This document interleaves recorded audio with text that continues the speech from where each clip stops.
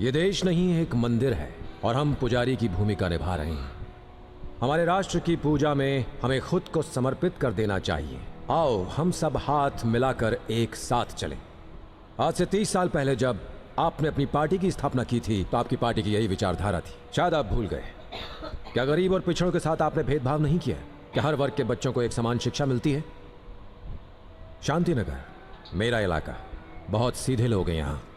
उनके खुद के हाथ खाली हैं, फिर भी मदद के लिए हाथ आगे बढ़ा देते हैं। बेचारे 70% युवा बेरोजगार हैं। जो बच्चे पढ़ लिख के अपने जीवन में आगे बढ़ना चाहते हैं, गरीबी की वजह से उन्हें सही शिक्षा नहीं मिल पाती। ढंग से खाना नहीं मिलता, पानी के लिए लड़ना पड़ता है।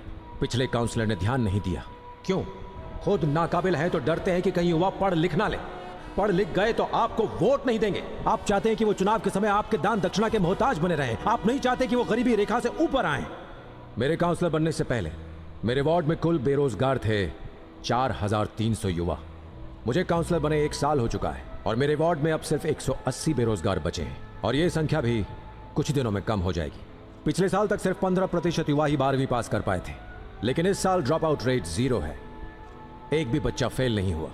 मेरे इलाके के 9021 परिवारों की औसत आमदनी 20% बढ़ चुकी है। अगर हम में से किसी के भी इलाके में गरीबी रेखा के नीचे एक भी परिवार है तो ये हम सब की नाकामयाबी है। किस प्रगति की बात कर रहे हो तुम यहाँ पर? हम भी जनता की सेवा करते हैं, डींगे मत हांको। सर्वे नंबर 730 के अनुसार उत्तर दक्षिणी कोवल गली के बाजू से जो नहर निकल रही है वो 1 साल से साफ नहीं हुई है, जबकि उसकी सफाई के लिए 6 बार पैसा सैंक्शन हो चुका है।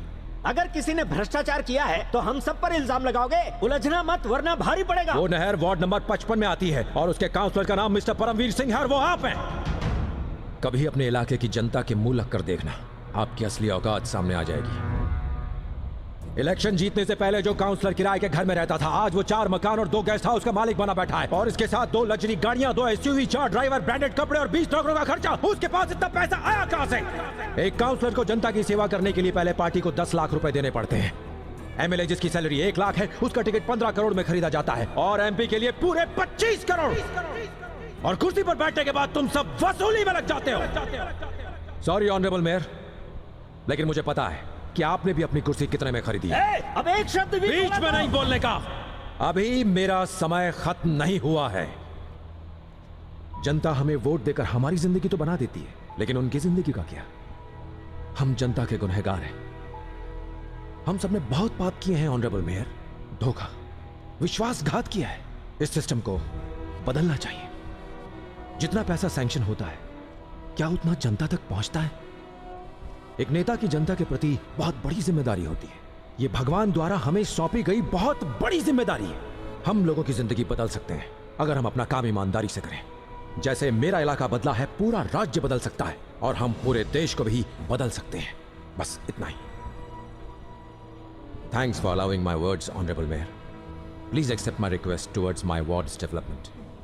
Thank you. पूरा का पूरा रिकॉर्ड हुआ होगा, डिलीट मार दो। Okay mayor.